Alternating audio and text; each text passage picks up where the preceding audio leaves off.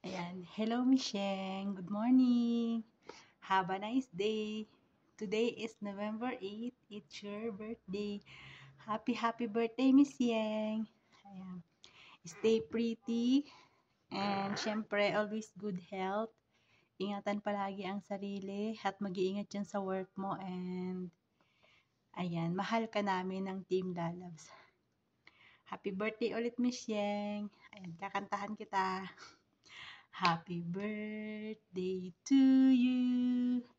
Happy birthday to you.